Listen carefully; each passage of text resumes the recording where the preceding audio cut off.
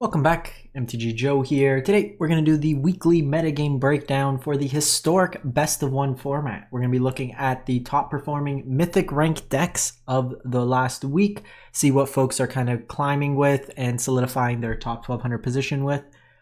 So we're going to get the data from Untapped. What you see on the screen, companion tool that tracks user win rates, aggregates it, gives a whole bunch of cool stats, tracks your deck collection, gives you suggestions in terms of decks you can build, has in-game overlay features. If you want to use Untapped, you can download it or sign up for it in the video link. In the link in the video description. And I will paste and timestamp all these deck lists as well, so you can copy and paste to your heart's content. We're going to start off looking at popularity of the day, just kind of seeing what the distribution of decks is within a particular range, and then we are look at the corresponding win rates themselves. So let's jump into it. Popularity, the most popular deck from Diamond to Mythic rank is going to be Boros Auras at about 10%. We have the Shifting Woodlands Omniscience decks at about 8%. Boros Energy piles at just a shade under 8%. Mono Black Combo is a newer deck that's been picking up in the last week or so since Foundations dropped. We'll explain how that combo works. Mardu Sacrifice, Mono White Life Gain, Samwise Combo, kind of wrapping it up, and Mono Green Elves has seen a bit of an uptick in terms of play rate. All in all, Boros Auras has dropped a bit, coming down to about 10%. I was playing pretty much all historic best of one from Diamond rank this month. From Diamond 4 to Diamond 1, I was playing Azorius Affinity, and then I did the last 6 wins with the Auras deck. I just kept getting win 1, lose 1, win 1, lose 1 with Azorius for the last little bit, but most of the climb I did with Azorius this month, playing like an Affinity deck, which was probably the most fun I've had in a while, to be honest. I have a video up on that full kind of gameplay, using things like the new artifact lands to reduce affinity cost. I was playing Tamiyo in there because it makes tokens. You have Thoughtcast to draw 2 cards, Thought Monitor, so flips Tamiyo, a lot of cool synergies, Kappa Cannoneer. That video, I'll link it in the video description as well if you're interested in seeing how that deck plays out. But let's jump into it. So we're going to look Mythic rank. There's 10,000 games played in the last week. Highest win rate deck is the Boros Auras deck, 78%. So this version here is playing a couple Hushbringers in the main.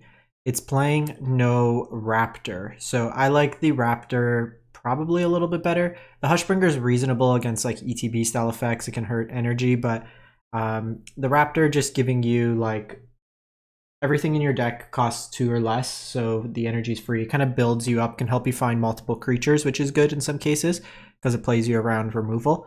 The core of the deck is Score, Spirit Dancer, and Light Pause. You throw on Auras to it to get card draw or kind of tutorable stuff. The big thing is like you have the lines where you can go turn 1, plot this, turn 2, Light Pause, immediately cast the Ruckus, get Sheltered by Ghost to eat their play and get kind of ward out of it. The Esper Sentinel is tax effect to draw cards, Giver of Ruins to protect your stuff. Now notably, if your opponent's playing other white-based removal and you give protection from white, or incidentally protection from red, it can drop off your auras as well. This version here, playing a couple tutораbles, so Feather of Flight and All That Glitters is usually not played in this list, so it's being played as opposed to usually play 4 Raptors, so it's splitting between this. This will give you flying, draws a card. All That Glitters is another ethereal armor style effect that scales in counting the Esper Sentinels as well. And then Escape Velocity is a card that's not often played. It's being played instead of the 4th Shard Mage Rescue. So this does have the ability, another way to give haste similar to Hammerhand, that can be recurred from the graveyard if you kind of flood out. But Shard Mage Rescue is quite important for the deck, just giving you another way to get protection for your effects. Keeping your creature alive is the most important thing with this type of deck. But like I cruised pretty hard with this one here. What did I go? 15 and 8. And then we were trying out a bunch of different decks, but this deck's like even the Raptor version is very strong deck. So then we go to Mono Green Elves, so 71%. So Elves is usually a deck that's kind of the platinum tier, like platinum rank king. Elves and Mono White Life Gain are like the 2 most fun, like fan favorite decks. I will say this could be quite an explosive deck. you are going to be spending a lot of wild cards on cards that are only played in this deck. So keep that in mind, because some of these are like quite pricey, being mythics, where you're only playing Allosaurus Shepherd in that build, you're only playing Craterhoof, you're only playing Eldrazi usually in that, like the Leaf Crown Visionary, Elvish War Master. But the reason this is kind of seeing an uptick is we have Priest of Titania that was printed in Modern Horizons, as well as Wirewood Symbiote, which were cards that are played in the Legacy version. We obviously don't have Gaia's Cradle, but Priest of Titania taps for green based on the number of elves on the battlefield, similar to that of Elvish Archdruid. And then you have Wirewood Symbiote, so you can return an elf you control to its owner's hand, and you can tap a target creature. So you could tap Priest, bounce a creature back, and then you get to tap it again for mana. Notably, the Wirewood is not an elf. So you can kind of get extra casts at the War Master. You can get extra shots for Sky Shroud Lookout to get extra value, kind of popping off in that way. Collected Company finds you stuff, and then Craterhoof's your big kind of over-the-top play. We then go to 5-color Omniscience. So this deck here is 71%. So pretty stock list. Some of the lists are playing like upwards of 2 Haywire Mites. I've seen some were running Pyroclasm. So I was playing around Vampire's Vengeance, but they turned to Pyroclasm me, and it hurt. It hurt a lot. But the core of this deck, you are self-milling, looting, putting cards into your graveyard till you establish Delirium, 4 or more types. And then you activate Shifting Woodlands, which becomes a copy of target permanent. So you can do this as early as turn 3, thanks to Malevolent Rumble creating a token. It becomes a copy of Omniscience, or God Pharaoh's Gift is your 2 primary targets. By doing so, if you have another creature in your graveyard, say for example it becomes God Pharaoh's Gift, Ulamog comes into play as a token with haste, but it sees itself as the exiled version, so it gets 10 counters on it, and you annihilate your opponent. You can have like Ulamog the Ceaseless Hunger come in, Omniscience, lets you start casting Atraxas, and you kind of pop off in that respect. There was a bunch of ways to find the lands between Malevolent Rumbles, Wayfinders, Faithless Looting, and traverse the Uvenwald. Moving on, we go to Mono Black Combo, Mono Black Jetstorm. So this deck here, I'm going to preface, I played a variation of this. I can see the deck winning and people are winning with it. I didn't enjoy the deck because it required a number of moving pieces that are easily interruptible, and it's one of the decks you kind of ignore your opponent for the most part, but if they break up your pieces, there's a lot of ways to attack it. So I don't like combos that require that many pieces involved. If you compare like the Persist combo, it's literally just find Persist and one of many cards in your graveyard to combo off. So you kind of look like how easy it is for the combo. Even like the Woodlands deck, you have many ways to find a land, and then there's a lot of redundancy in the deck. How the deck works is with Jet Medallion out, it reduces the cost of your black spells. So if you have things like Priest of Gix, which normally is mana neutral, 3 mana to create 3 mana, you would net mana. So what you're doing is with Cthulhian Nightmare, you're able to basically create a loop where you start bringing things back and forth from the graveyard, and then recasting Nightmare each time with reduced cost. So things like Priest of Gix nets a mana, which lets you cast the Cthulhian Nightmare again. Shambling Ghast and Freebooter both allow you to create a treasure token, which then lets you recast. So you keep creating loops of getting it back and forth, death triggers occur, and then you drain them out with Marionette Apprentice. So you effectively need 5 pieces. You need a Nightmare in hand, you need a Jet Medallion on board, you need a Marionette Apprentice on board, and then you need in your graveyard one of these copies, and then you need in play or in your hand another of these copies. So you can see it's got a lot of moving pieces to it. If your opponent, like I had games where Wizards like blew up my Jet Medallion with Flame of Anor, okay, couldn't combo. Just picking off your pieces, that kind of gets you that way there. There's like that Intensity Squirrel from Bloomburrow Alchemy that draws you cards each time it comes to play. Even with doing something like that, where I was drawing like 5-6 cards, you take damage and it's kind of hard to race. Citrus Supplier fills your graveyard. This one's playing some tech cards like Pithing Needle, which can be useful, but you're starting to dilute your combo deck a little bit more, where now like you're trying to interact with your opponent when you should just be trying to combo out in a way. Undead Butcher mills you, can return stuff. The Accursed Marauder can be removal. Bogart Taller is a land that also can be graveyard exile for your opponents. Feed the Swarm. So like this version here is on Diabolic Intent as a tutor effect. The version I was playing was on like Mausoleum Secrets as well to kind of help you find your pieces. Phyrexian Tower is a way to generate mana to get ahead on curve as well. Boros Energy, 67%, nerfed but not forgotten. So this version here is like the energy version that we originally had when it was first popping off. So this one looks a little budgety in the sense that you have a Johnny's Pride Mate over like the full set of Voice of the Blessed. I would up to the full set of Voice of the Blessed before I played just the Johnny's here. This version is also not on Goblin Bombardment, which would be wrong. You should really be on Goblin Bombardment in these shells. So if you want to just upgrade it very easily, cut the Ajani's Pride Mate, play 3 Goblin Bombardments, 3 Voice of the Blessed, and it's super reasonable there. Built around Ajani and like the energy package to give you life, free cast stuff, very flexible removal with Galvanic Discharge and Static Prison mixed in. I also don't think in the like in the Jingantha version you play Aether Hub because you have 3 drops. In this version I really don't think you play Aether Hub because it just messes up your mana more than anything. You're gonna have to start paying energy to just cast your spells like Voice of the Blessed.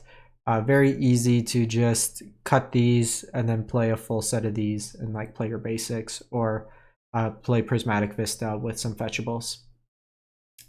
So for whatever reason, every time I click a Karn deck, it breaks the link. So Mono Green Devotion will be looking in this case. So you'll usually see Mono Green or Selesnya Devotion, which is just basically this deck with Elish Norn in the main.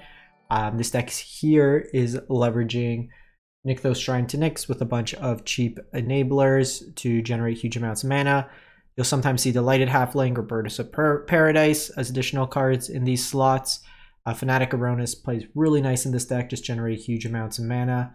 But with Kiora, you tap on tap, and it also allows you to draw a bunch of cards, similarly with Outcast or Trailblazer, Storm the Festival a whole bunch, and basically what you're trying to do is with Karn, with a whole bunch of mana, you have a wish board that lets you tutor specific cards out.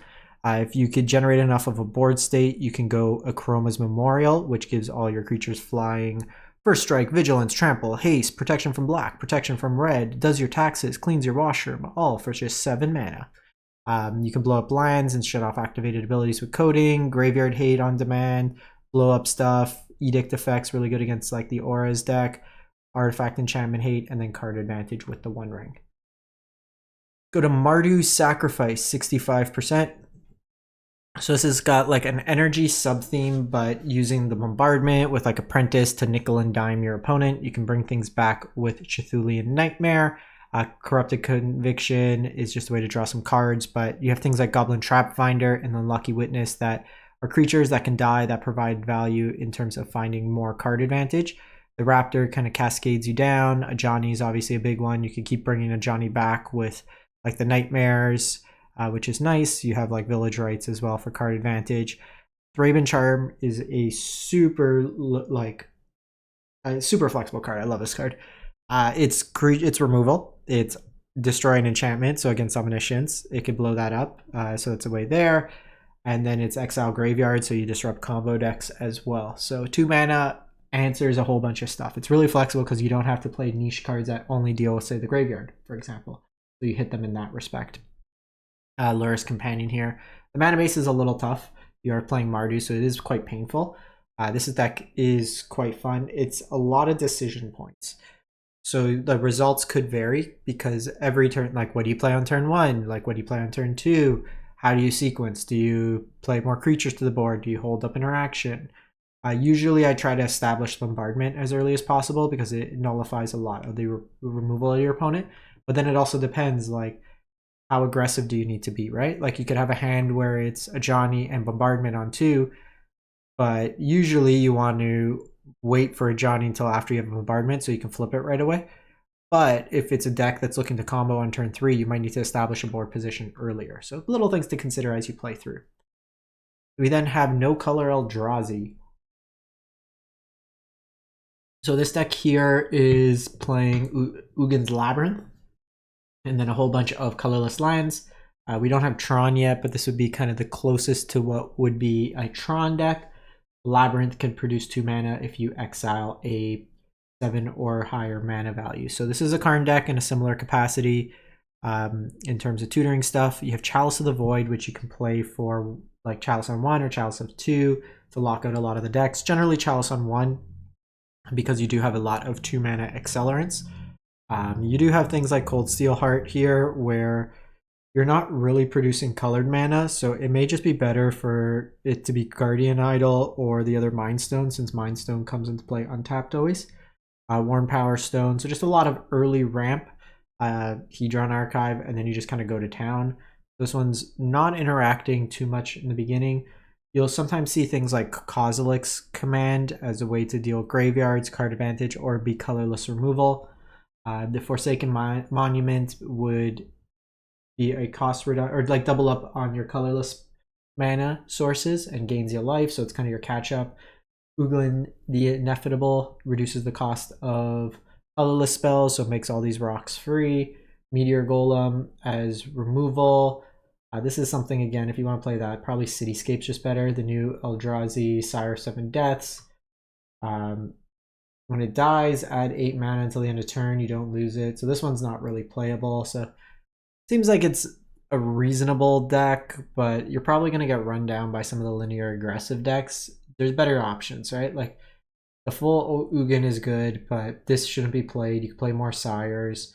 Ulamog's fine. Kozilek the Broken Reality usually doesn't see play. This Ulamog's fine. Metalwork Colossus can kind of be free in the deck, but again, if you're playing that, there's better Eldrazi's that you might want to play.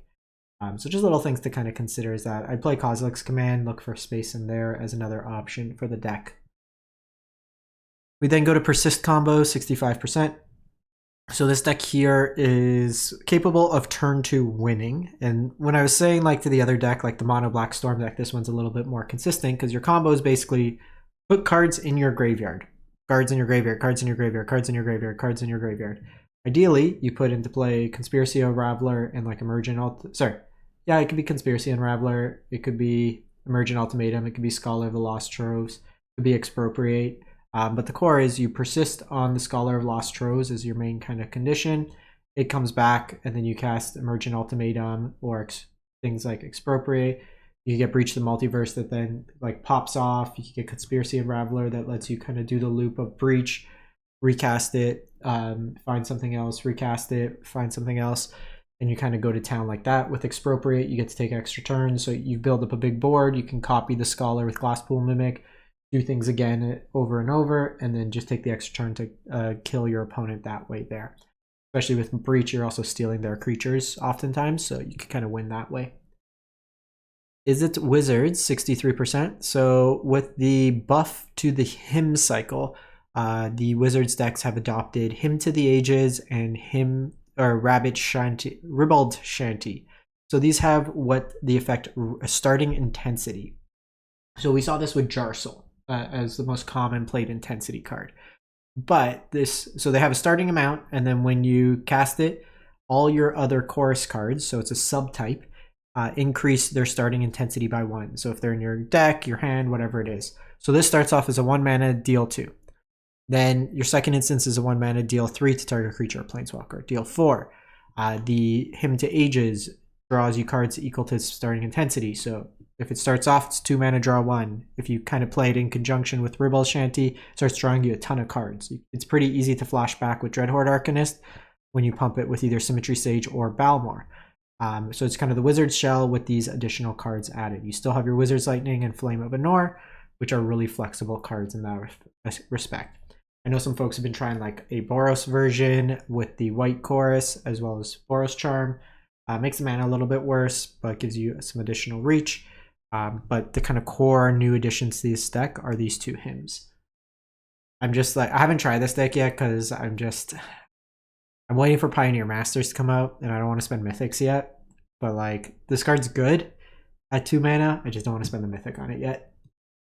So we have Dimir Affinity. So I mentioned I was doing well with the Azorius version. The Dimir version, you do get access. So the big thing that made this deck playable is access to Vault of the Whispers and Seed of the Synod. These are banned in Modern. They're very powerful artifacts. So notably, these do not have Indestructible. So they can get hit by things that hit Artifact. Haywire Might, Wrath of the Skies, Divine Purge hits them, so things to be considered there. But these allow you to kind of cheat out mana in the sense that makes Frogmite cheaper. It basically adds 2 effective mana to Thought Monitor. Some of these Dimir decks will also play the, if you don't want to spend the Mythic on Frogmite, there is, for Modern Horizons, it's like a common or uncommon. It's 1 black, it's like the Imp, in Vampire Imp, I think. So it's a 1 mana, it becomes basically, it's 4 mana that gets reduced to 1 black mana. It's a 2/1 flyer that when it enters, it forces your opponent to discard. If they can't, that you draw a card. So it's playing that instead of Frogmite. I actually don't think Frogmite's that great. While it being free, a free 2/2, it's not that good of a spell, like all things considered. Like it's not that powerful. The core of the deck with this Dimir version is you get access to Blood Fountain, which makes 2 artifacts. So you want to make a bunch of cheap artifacts that cheat out Kappa Cannoneer, or then let you start drawing cards with Thoughtcast or Thought Monitor. I've liked Tamiyo in these builds in part because it gives you access to, like it attacks, it then gives you clue tokens, which then help feed your affinity. It's very easy to flip with Thoughtcast and Thought Monitor. Then it lets you rebuy your Thoughtcast or your Metallic Rebuke. I largely found Emery kind of useless in this deck, while being a one mana oftentimes. It can give you the loops of like Aether Spellbomb to keep bouncing your opponent's stuff, but a lot of times it just eats removal. The way I was playing it was built more for best of 1. I think this configuration is probably more grindy for best of 3, but I was playing 3 Tormod's Crypt, and then I was playing Fatal Push in the Dimir version, just giving you some access to removal. The format does tend to be a little bit more aggressive, so being able to answer, because right now against like the Auras matchup, your only hope is to try to bounce it with Aether Spellbomb. They could kind of outpace you in that respect. So things to consider, you got Retrofitter Foundry, Ornithopter in there as well. Some of them are playing Fumari's Vault. I found that card useless. It just messed up my mana more than anything.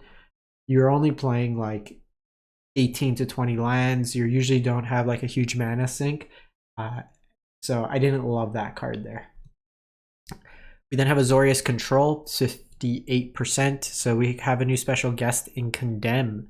So 1 mana, put target attacking creature on the bottom of its owner's library. Its controller gains life to its toughness.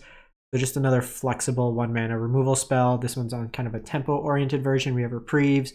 See things like Heliod's Intervention for all the various artifacts that are going around. Could hit also like Goblin Bombardment, Purge, Lockdown as sweepers, Archmage Charm here, Wrath of the God. So kind of a split here, Wrath of God, Supreme Verdict. You may want to look at even stuff like Sunfall as an option, but you're winning with Kalim, you're winning with Teferi, the Wandering Emperor, or usually things in your mana base like Restless Anchorage, Hall of the Storm Giants, Castle Ardenvale that may play. And then lastly, we have, they're calling it Grixis Belcher, but it's just Izzet Belcher that's playing Surgical Extractions. This one's kind of all in combo. You have things like an Offer You Can't Refuse. So you can, they play a spell, for example, you can Pact of Negation it and Offer You Can't Refuse it to get some treasures to cheat out the Belcher earlier. You can do Ironcrag Feat to activate Belcher right away. Lots of ways to make artifacts. Magma Opus for treasures. So you strike it rich. Then you can go Indomitable Creativity. That lets you find the Belcher. There's also Plunderer's Prize, which helps you find the Belcher as well. And then you're just combo killing. You deal damage equal to the number of cards in your library, since all your lands are these MDFCs. That's it for the week. Let me know what you think, what you've been playing, and we'll catch you next time.